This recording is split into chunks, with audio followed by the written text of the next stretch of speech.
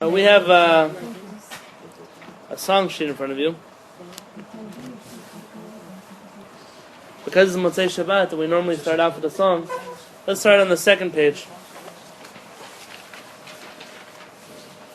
There's a song number 14 that comes from Tachanun. Shomer Israel, the guardian of Israel. Shmor Sherid Israel, guard the remnant of Israel. Val Yovad Israel, and let not Israel be destroyed. Haomrim Shema Israel, which Israel are we referring to? Those who say Shema Israel, those of our brethren who say Shema Israel, let them live, let them be strong. So let's start off the first song for the evening, together with me. You know it from Havdalah, you just might not know that it fits these words.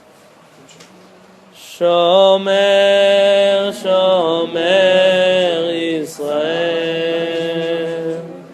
Shemor Sherid Yisrael, Ve'al Yovad Yisrael, Haomrim Shema Yisrael, Shomer Yisrael, Shemor Sherid Yisrael, Haomrim Shema Yisrael, Shomer, Shomer Yisrael, Shemor Sherid Yisrael, Ve'al Yovad Yisrael, Haomrim Shema Yisrael, Shemer Yisrael, Shemor Sherid Yisrael, Haomrim Shema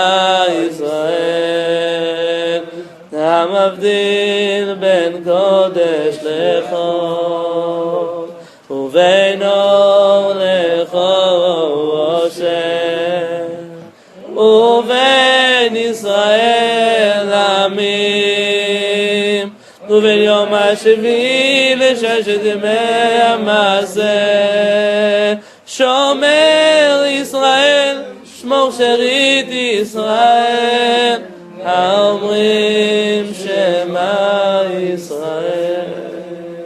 Those who say Shema Yisrael.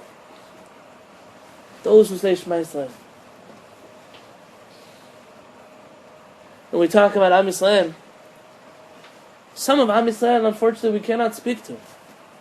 Some of Am Yisrael, they're not listening. Some of Am Yisrael, they're busy in their lives. They don't even know that they're part of Am Yisrael. They've never heard before the words Shema Yisrael. What kind of complaints can we have in them? They don't know. So tonight's shiur, let's talk about those of us who do say Shema Yisrael. Let's take a look inside of ourselves, inside of our communities, inside of our lives. Because what good is it to sit here and speak about all the ills of the Jewish people that are not here? Let's speak about ourselves. I had a shiur in mind at the destruction of the first Beit HaMikdash. Something deep. For the Midrashim, for the different sources. We're reading Echad today. And in Echad we read about a mother, Kalmana, she's like a widow. She has no children. The rabbis tell us it's a mother who ate her children. Ask yourself a question: what could have happened so bad that a mother would have eaten her own children? It goes against the order of the world. It goes against the way HaKadosh Baruch Hu created them. A Jewish mother eating her children. It's a whole different world. There's a pasuk in Tehillim that will hide Betzel Kinafecha. We're going to hide under the wings of Hashem's shade. There's the same words the Rambam uses when he mentions a convert joining the Jewish people. That he finally chose to stay under the Tzel Kanfei HaShechina, the wings of the Shechina. was once in Yosemite National Park. And as you know, there are very often fires in California. And there was a fire in Yosemite National Park. We'd come right after the fire. I was a young boy, 10 years old, 11 years old. They had an article in the Yosemite Ranger magazine. One of the rangers, she has the job that after a fire, she clears away all the brush, all the dead bodies of the animals that were burned there. She said she saw a beautiful bird, but it was scorched black, and its wings were spread out, scorched on the ground. So she lifted up the bird with her gloves to put in the garbage bag. And as she lifted up the bird, she saw so many little baby birds underneath that were still alive and chirping. So the mother had covered with her wings, and she had been burnt, but her children survived. Even the birds in the world know the order of the world, the structure of the world. And you think maybe perhaps it's irrelevant who eats their own children. But look and imagine how many people in the world have been abandoned by their parents. How many people in the world have parents who are alive? They don't want to know them. How many children wake up when they're 4, 5, 6, 7 in orphanages? It's not so far away from us that the order of the world has been corrupted. It happens every day. Every day. But let's look inside. Shomer Israel, he who guards Israel. Today we're talking about Israel. What happened in the Beit HaMikdash? I'm not here to tell you the stories of Kamsa and Bar Kamsa. Those stories, you've heard them already. My rule as a rabbi is I generally try to teach things that you won't hear anywhere else. Because the other stuff, we all read the same websites. You've already seen them before. It's not for us. What about Shomer Yisrael, the guardian of Israel, who protects those who say Shema Yisrael? I want to share with you a story that in my opinion is how we reach this corrupt state in our Jewish history. A story that takes us to the second Beit HaMikdash. Perhaps a little bit less biblical, more personal, more Talmudic. To understand the story, though, you have to understand what it's like to be a soldier. You're 18, you're 19, 20, however old you are, and you're a soldier. I have students who are soldiers, rabbis who are soldiers.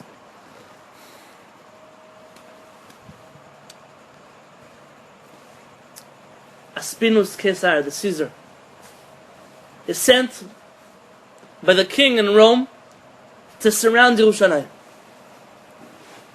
For 3 years, he sieged Yerushalayim. Do you know what a siege is? It's a person, they're surrounding Yerushalayim, and for 3 years, people cannot go in and they cannot go out. But there's no war. Nobody's fighting. They're just besieged. One of my rabbis said the hardest part of his military career in Israel was 2 weeks that he had to spend on a border where young Arabs were standing in his face, screaming at him, cursing at him, throwing everything at him that wasn't a bullet. And he was not allowed to respond, just to stand. He said one wrong move, there's a CNN camera, there's a reporter from Germany, there's somebody from England with a journal. For 2 weeks, so the rage inside of him, the helplessness inside of him.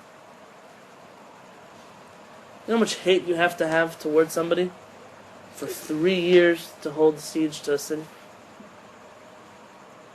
Every single day. You see them on the other side of the wall, but you won't fight them and you won't let them out. That's the scene. Aspinus Caesar.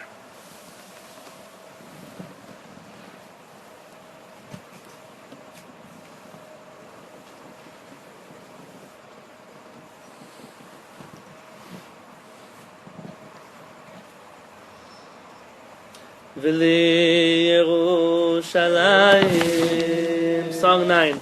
Ircha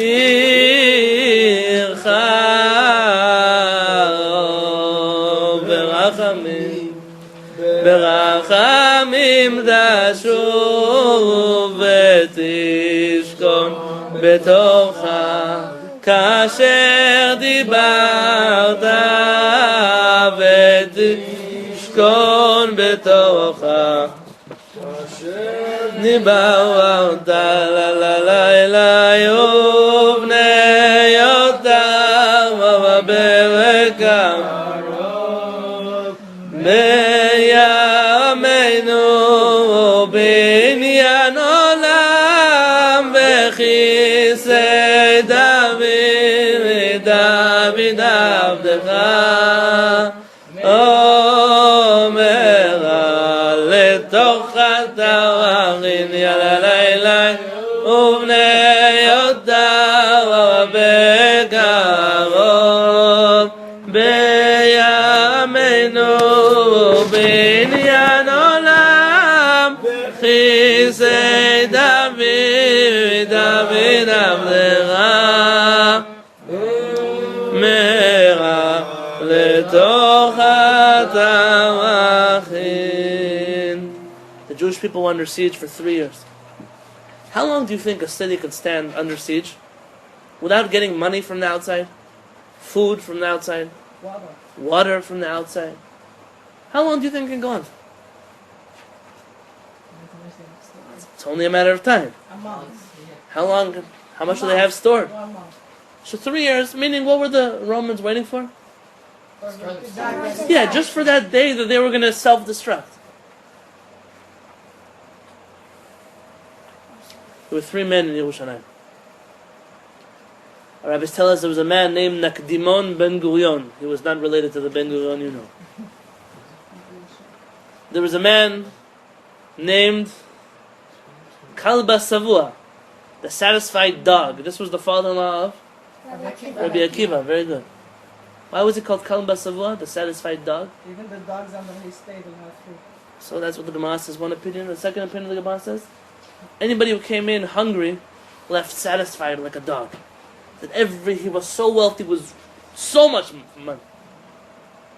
And there was Ben Tzitzit HaKeset that says that when he would walk around, he was so wealthy that all of his house was covered in cushions. His tzitzit used to fall onto the floor, but they always were on cushions. They never actually hit the floor. Wealthy, wealthy people. And they sat down in an urgent meeting. What's going to be with Yerushalayim? At the end of the day, this burden is going to fall on us. We're the wealthy people of the town. We have to make sure we have a plan for this community.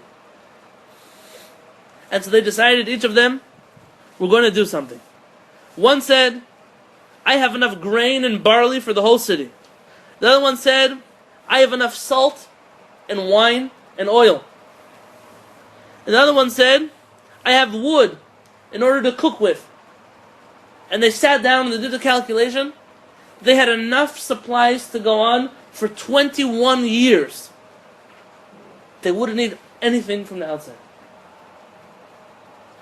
In step our friends.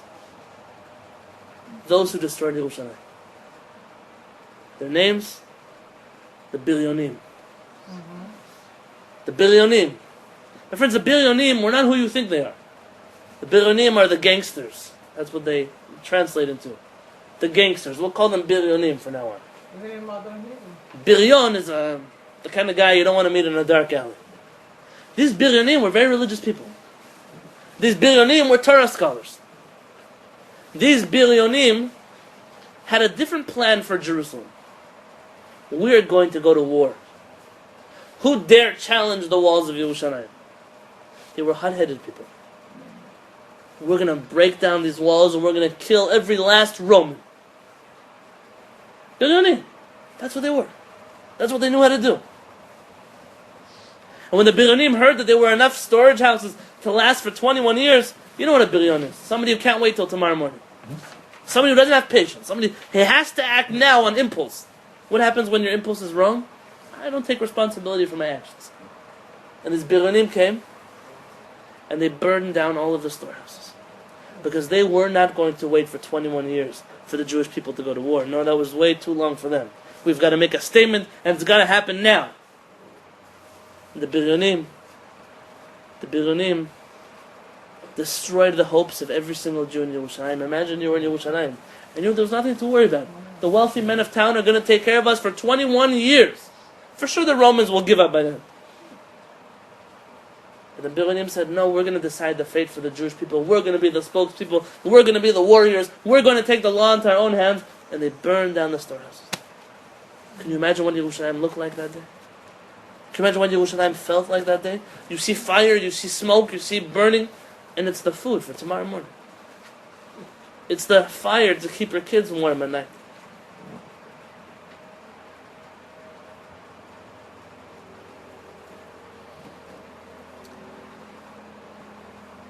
David HaMelech says, Gam kielech bagetz hamavet. Even though I walk through the valley of the shadow of death, lo yirara.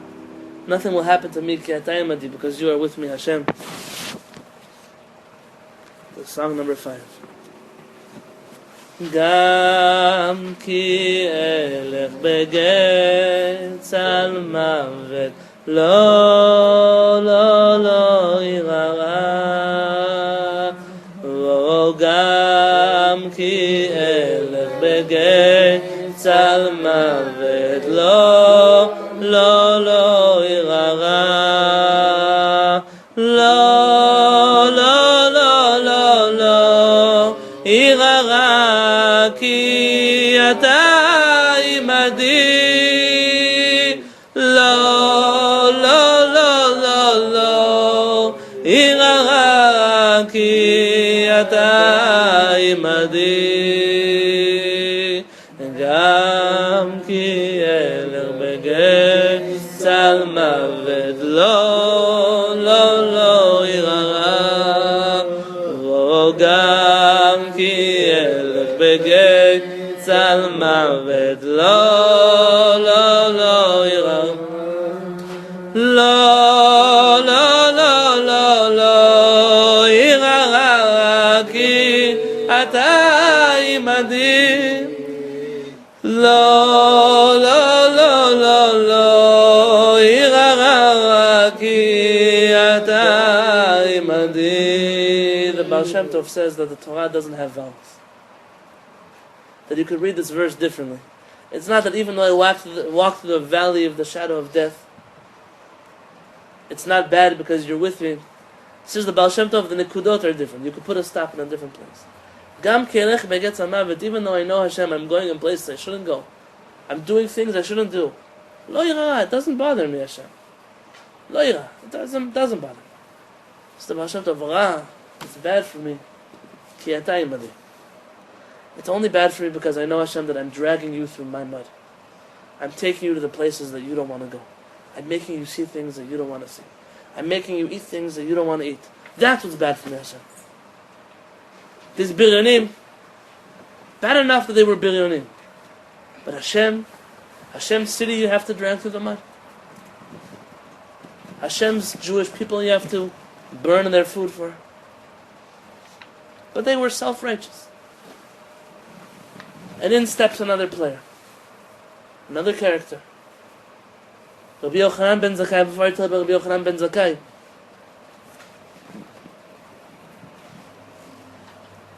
they ran out of food that week. And there was a mother who had a baby son. 2 years old maybe. 3 years old. And he was sitting on her lap crying for food. And she was holding him, crying for food herself. She knew that it was a matter of hours before he would die.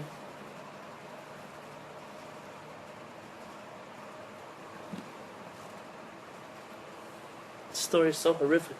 It's hard to even share the story. She says, B'ni, my son, I'm going to die, and you're going to die. Who's going to bury you? Who's going to say Kaddish for you? Who's going to light a Yortzeit candle for you? I hold out Hanan in my arms today at the table. I was thinking about the story, how crazy it is. What kind of world did we reach? What place is Biryonim, what they did to us? She looks at her son in the eyes, and she says, I'd rather that I be your grave. That I bury you with my own hands. That you at least be inside of me for the rest of eternity. And what is the most twisted decision in the world? She kills her son. And she starts to cook dinner with him. And the Biryonim hear that somebody's eating meat, somebody has food, and they send the soldiers. And she sets up a table and says, please, why don't you come join me? She gave them to eat meat. And then they want to know, where did this all come from? So it came from you. The cruelty that you had in Am Yisrael. This is what you do to the people. This is what you do to Am Yisrael. That a mother has to end up doing this to her son.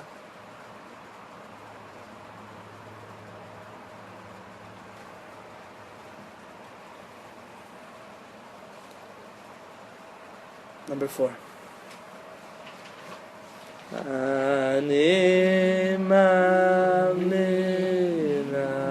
ani ma'amin, ani ma'amin, be'emunah shelema, be'viat HaMashiach, be'viat HaMashiach ani ma'amin, be'viat HaMashiach, be'viat HaMashiach ani ma'amin. When asked, how can you sing a song about Mashiach after I tell you a story like that? The song was written by a Majitzer Chassid, a Chassid of the Majitzer Rebbe. The Majitzer Chassidim, as you know, are the singing Chassidim. They wrote the song Shir HaMalot V'Shuv. That's their tune. The Majitzer Rebbes are known for their music, for their singing, for composing. One of the cattle cars on the way to one of the concentration camps near Majitz, there was a Majitzer Chassid who composed this song while he was being led to his death. So I still believe in Mashiach. There's a man who was planning to escape from the cattle car. There was a crack in a window. And he taught him this song. He said, if you survive this war, please find my Rebbe and teach him this nigga. Teach him this song. I tell him that even on the way, even when we knew that there may really not be any hope, even then we were his Chassidim, we believed in Mashiach. If they could sing it then, for sure we could sing it now. Let's try it again. Ani ma'amin, ani ma'amin, ani ma'amin, be'emunah shelema, be'viat HaMashiach, be'viat HaMashiach ani ma'amin, be'viat HaMashiach, be'viat HaMashiach ani ma'amin. Maybe the rest of the story by Rabbi Yochanan, I don't need to share tonight. Maybe it's for tomorrow. Rabbi Yochanan manages to smuggle himself out of the walls to go make peace with the Romans. And the Biryonim ruined that effort as well. But we could have had peace with the Romans. They were willing to spare Yerushalayim. They were willing to spare Yavne v'Chachameh, the yeshiva of Yavne, and all the rabbis. They were willing to save Rabbi Tzadok, the rabbi who fasted 40 years for Yerushalayim. They were willing to save Rabban Gamliel because he was the prince. But the Biryonim ruined it all. In their zealousness, in their nationalism, in their desire to take law into their own hands, and in their refusal to follow the Torah, to follow the Talmidei Chachamim, to follow Rabbi Yochanan ben Zakkai, to follow Rabbi Elazar, to follow Rabbi Yoshua.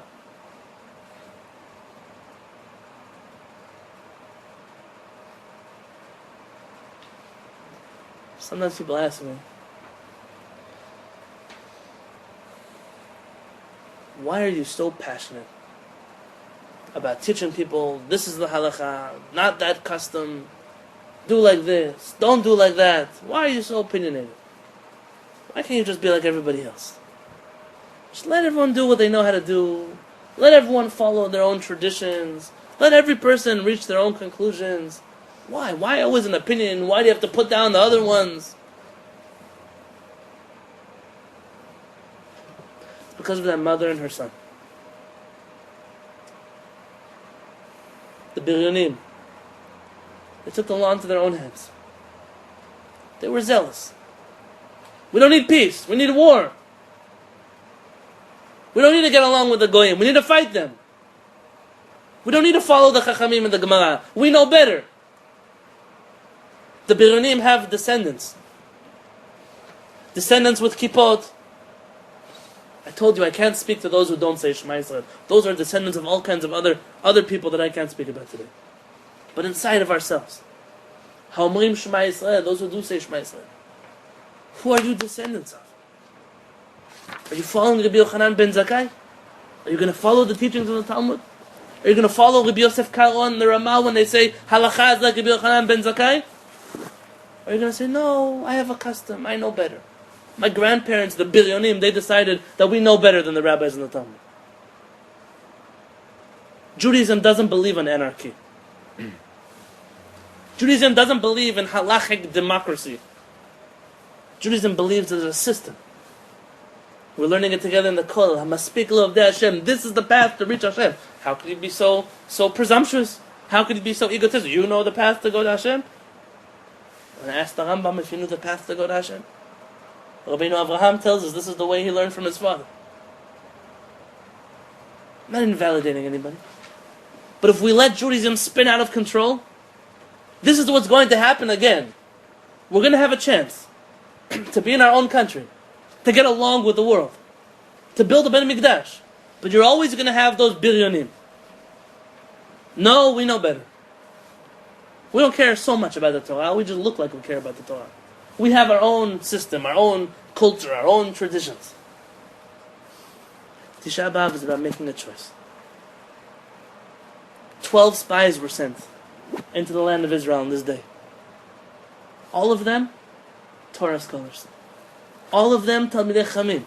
All of them, princes of the Jewish people. 10 out of 12. Do you know what kind of statistic that is? 10 out of 12 come back and fight against the HaKadosh Baruch Hu. With their beards. With their kippot and their robes and their turbans. 2 of them, the minority, they stick out. And we're their descendants. Because everybody else isn't here anymore. The Biryonim. If it were not for the Biryonim, you and I would be sitting in Yerushalayim with the Beit Mikdash. They had to burn it down.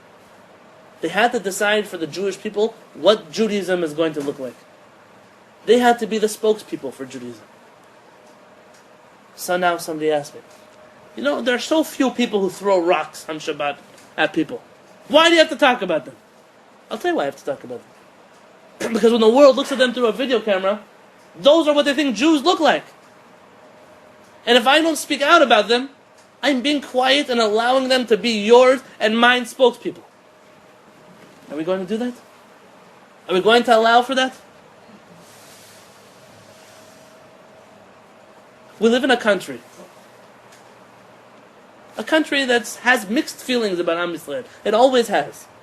Some days they love us. Some days they're not so sure if they love us. Some days they love Israel. Some days it's more convenient not to love Israel.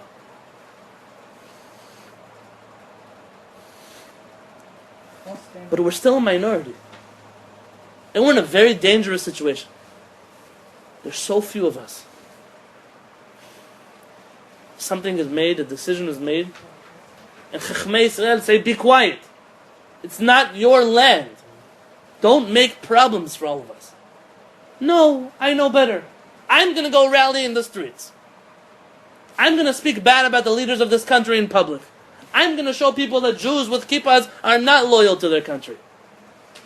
And what happens if in a year from now, in 2 years from now, what happens here happens in every other country in the world? Whose fault is that? Those who followed Chachamei Israel, or those who didn't? So how could you be so politically incorrect? Because I don't have a choice. Because if you're a Jew, Ha'omrim Shema Israel, and you're asking Hashem, Shomer Israel, Shomor Sherit Israel, protect the remnants of the Jewish people, the demand that we have from Hashem, He says, listen, I'm protecting you, but you have to be able to take care of yourself. And you may think, Rabbi, seriously, from a custom, now we're going to eat our children? They didn't think about it like that either then. Things happen. Slowly there was a, what do they call it, a snowball effect. It gathered more and more momentum and it became an avalanche. Tisha B'Av. Tisha B'Av is a time to look at HaKadosh Baruch Hu and say, I don't really know how to live my life the way I'm supposed to. I don't know. I really don't know. But you gave me a Torah. And I'm saying this because this is the most politically incorrect thing a rabbi can say in the United States of America. Keeping the Torah is not an option. Celebrating Shabbat is not a choice. Eating kosher, it's not a, hey, it's a lifestyle I decided to pick up on. It's the only plan for the Jewish future. It's the only way we're going to outsmart the Biryonim on both directions. The Biryonim to the right and the Biryonim to the left. To follow Hashem. I know it's hard. Hashem's asking me to do things that I don't like. I wear a kippah. It might not be like a scarf that my wife has to wear.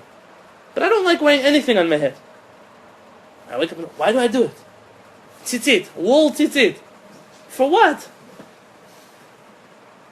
Not because I love it. Hashem says, listen, this is the way it's going to work. I know what's good for this world. Trust me a little bit. And Am Yisrael, instead of trusting, we're rebelling, and we're rebelling, and we're rebelling, and we're fighting, and we're rebelling, and more, and we're fighting him even more. I'm preaching to the choir. All of us here struggle with something in the Torah. All of us struggle with something in our relationship with Hashem. It's our chance this Tisha B'Av. I'm being politically incorrect. Let's stop making excuses. Let's stop being biryonim. Let's stop pretending that we know better than HaKadosh Baruch Hu about how this world should run. Hashem gave us chachamim. Hashem gave us Torah scholars. Hashem gave us tzaddikim in Yerushalayim, in Bnei Brak, and all over Israel, in New York, wherever tzaddikim are. Let's do something to follow in their footsteps. Let's live a life a little bit more like they live. Let's open up a Torah and say, look, I read a mitzvah in the Torah, and I'm actually keeping it. You know how good that feels inside? We struggle with all kinds of things. Our generation today struggles with tzniut on levels we've never struggled with before. Not just dress, actions. Ego. Ego is a part of tzniut as well. To be modest, to be humble. But Hashem knows. Hashem knows what's good for us. Shomer Yisrael, Shmor Sherit Yisrael. Protect us, Hashem. There's just a few of us left. Sherit Yisrael, we're the remnants of the Jewish people. But we have to dedicate ourselves back to Hashem. We have to be Ha'omrim Shema Yisrael. We have to be those that carry the flag of the Torah. No other ism, no other belief system, no other. We're just Jews who follow the Torah. Sorry that we're not so excited. We're not going to be the surfing Jews, and we're not going to be the boxing Jews, and we're not going to be the running Jews, and we're not going to be the conservative Jews, or the liberal Jews, and we're not going to be the religious Jews or the non-religious Jews. We're just going to be Jews. It's a radical concept. Let's not make this mistake again. Tisha B'Av, we have a choice. We have 21 years left, and enough food, water, and money to get through it. Are we going to burn down this whole library to the ground? Are we going to burn down the storehouses of what we have to the ground because we want to go to war? Because we know better? When it's HaKadosh Baruch Hu, no, you know better. I'm speaking to myself too. We all struggle. But Tisha B'Av is a time, look what struggle leads to. We end up in a place, we're sitting on the floor, like Avelim. This is how we sit during a Shiva, Lo Aleinu V'Lo Alechem. Like this. not showered, not saying hello to each other. How many more years do we want to do this? I see rabbis all day long. The Jewish people, they don't do this, they're terrible. They don't do that, they're terrible. You can't talk about the Jews who don't know Shema Yisrael. Rav Peretz said it's like a cow goes to the field and she's eating grass, but you want her to drink water now. So, hey, cow, drink water. This cow doesn't understand what you're saying. You start to beat the cow with a stick. Either you drink what? You're just an abuser and the cow doesn't know any better. I'm talking here not about cows. You're not cows. You're human beings. How many more times do we want to read Echa? How many more times do we want to sing Divrei HaNevi'im, the words of the prophets? Atidot Yadeu, they knew the words of the future. And we chose not to listen to them.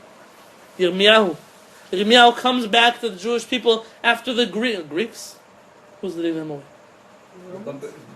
Babylonians. The Babylons. what are they called? Babylonians. Babylonians are leading them away. Babylonians.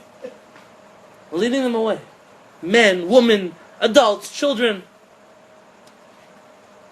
And they don't let him go with them to exile. Yirmiyahu has to stay in Jerusalem.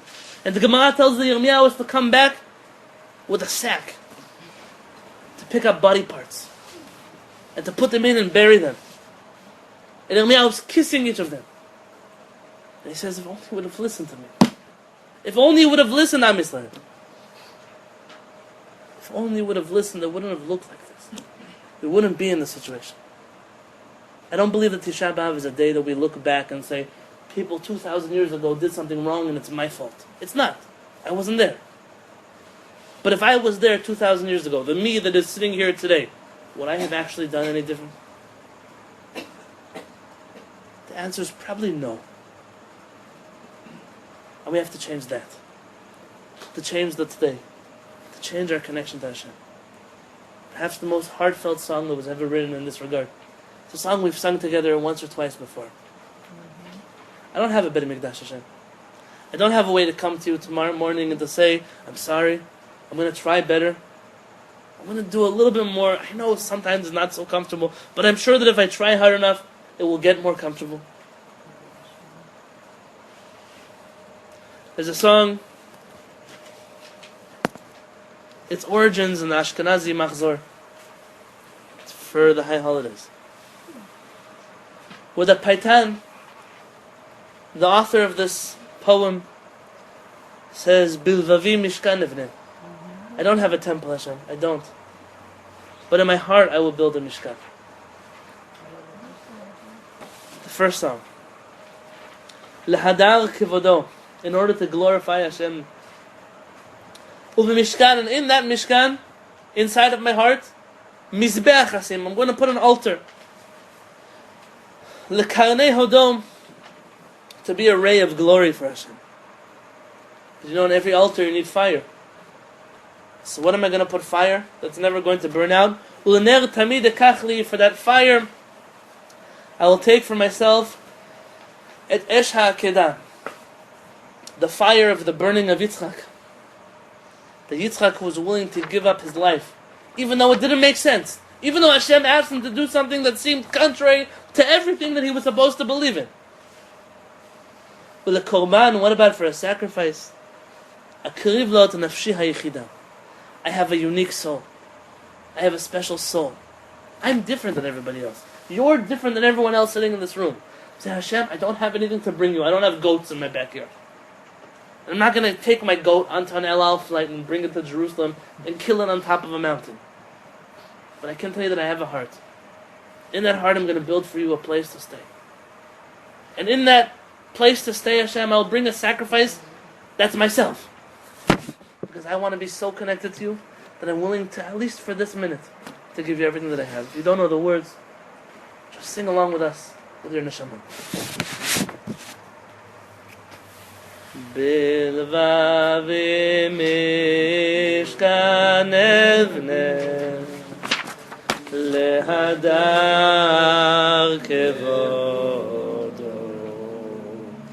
ובמשכן מזבח חסים לקרני הודו v'mishkan evne lehadar kevodo uv'mishkan mizbeach yachasim לקרני הודו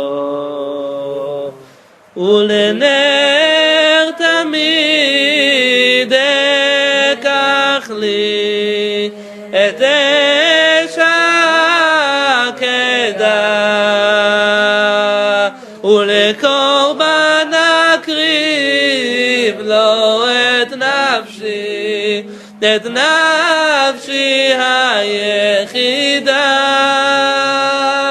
ולנר תמיד אקח לי את אש העקדה ולקורבן אקריב לו את נפשי את נפשי היחידה. So these words that I want to announce with you tonight. We've been doing this for 2,000 years. And we've clearly been doing it all wrong.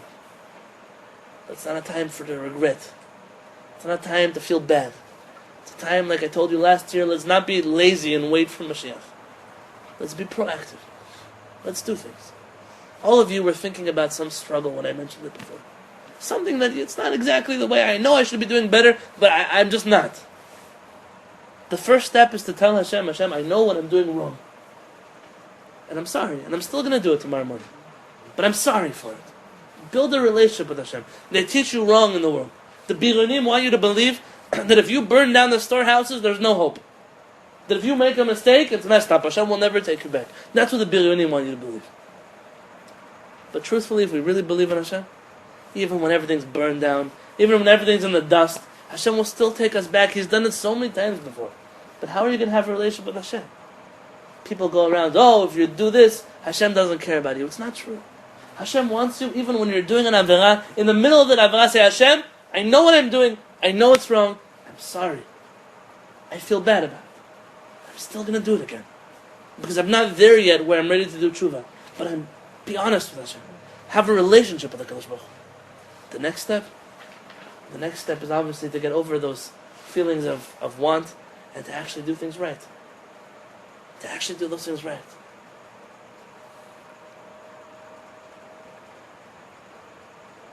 Just had someone come talk to me. They love keeping Shabbat, they love being Jewish, but they love to use their phone on Shabbat. And so they know it's not so bad, I'm only typing. And I was thinking about it. I know it might sound funny, I'm the rabbi of your community. I struggle with the same thing. I like my phone too. Somebody once came to the rabbi and she said, Rabbi, my husband doesn't talk to me. What can I do to help my Shalom Bayit problems? He said, go to the Beit Din and tell him to change your name to iPhone. And then he'll talk to you more. The truth though is that we all want to be connected somehow. We all have that thing that I'd like to know what's going on in the world. I'd like to know what's happening in Yerushalayim. I'd like to check out what's going on yesterday. It's a lot. But Shabbat, I love Shabbat so much that of course that's not something I'm going to do. Do I think about it? Do I struggle with it? And maybe I struggle with other things more than this. But this person came to talk to me and I said, you have to know, we all struggle with it. But we look at Hashem and say, Hashem, you know better than me. You know that maybe I do need that day to just get away. Maybe you know that I do need to put this down a little bit more. To tell HaKadosh Baruch Hu that you struggle is a big deal. Don't listen to anybody else. Says that when you struggle, Hashem doesn't want to hear you. Tell Hashem you struggle. Tell other people you struggle. But help each other to get out of that pit. You struggle with kosher. Or maybe someone's been telling it to you wrong. Maybe you've never had a chance to actually learn kosher the way Rabbi Yochanan ben Zakkai wants to keep kosher. Not the way the Bironim want you to keep kosher. The Bironim want you to burn down your whole house and make 3 kitchens. Rabbi Yochanan ben Zakkai says, I'm happy with what you have. Let's work with what you have. I know who you are. Maybe for the last song for tonight, an old Sephardic song. Traditionally, we believe that this tune Goes back to the days when the Jews lived in Spain. It's a very old Sephardic tune. You know it. Most of you know it. It's a song we sing very often on Shabbat. And it's our sincere hope that it comes true. You can read the English along as we read. And Bezat Hashem, I ask that Hashem makes all this come true. Rachem b'chasdecha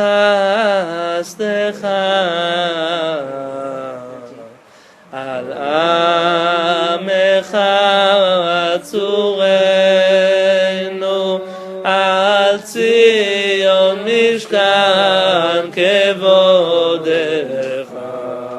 zevul b'tifatenu al Tzion mishkan kevodecha zevul b'tifatenu ben David avdecha yavo veigalenu ruach apenu Meshiach Adonai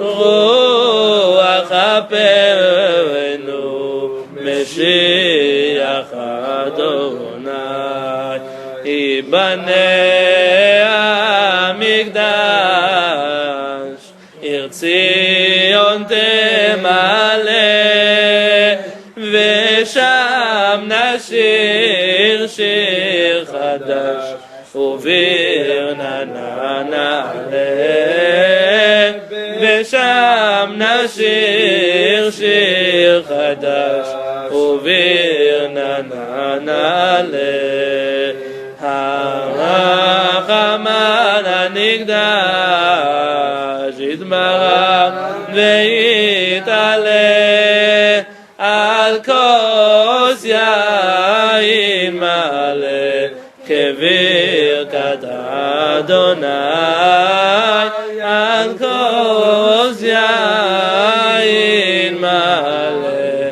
כברכת אדוני.